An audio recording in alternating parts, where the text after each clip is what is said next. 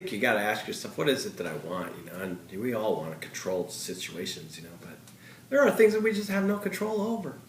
So what's the point of holding on to all of it? I can't control it. It's that famous thing. If you let it go, it comes back. But you feel a sense of relief once it is out of my control. What am I going to do next? And what steps am I going to take now? You're going to be more productive with everything that way.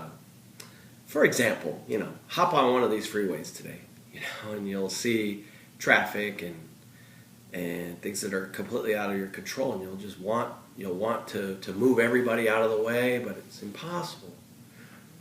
Well, you can drive yourself crazy. You can get extremely frustrated, or you can just come to the realization that I have no control over this, but I'm going to make the best out of the situation of what I am in control of.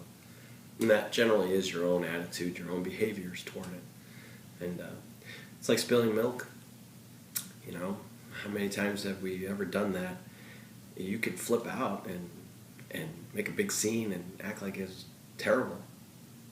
Or we could just take it for what it was and clean it up.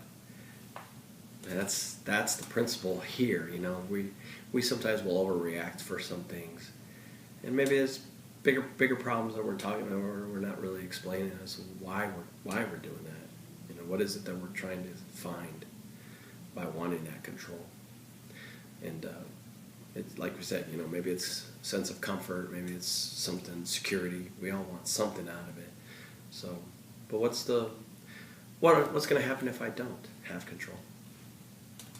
That's a good question to ask, and I think that needs to be brought out sometimes by others. We're not in control of the situation. So why am I holding on to this so tight? What's going to happen if you let it go?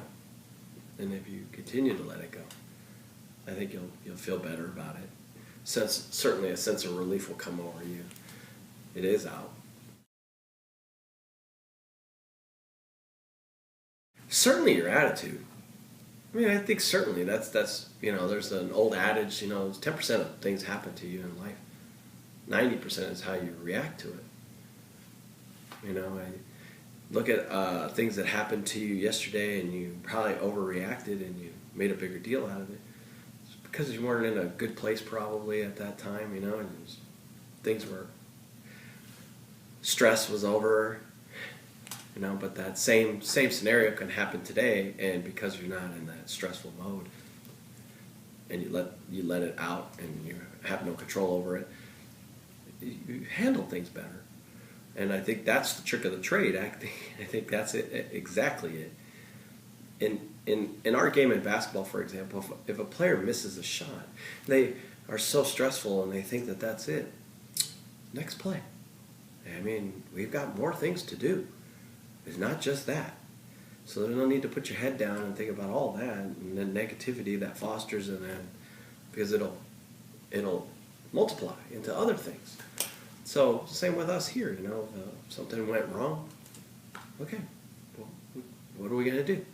We're going to sit in a corner, put our head down, or are we going to find a solution? And I think that's the key, is find the solution. When we hear no over and over again, you just lose fight, you lose momentum, and that negativity creeps inside. I think we're in control of what we allow inside. Have you ever surrounded yourself with negative people? Well, by the end of that conversation, you're hearing the same negativity, and you're probably saying the same thing. But if you want to avoid it, you'll shield yourself from it and surround yourself with others that are like-minded and positive, and your life just feels much better, because that's something that you're in control of, your own attitude.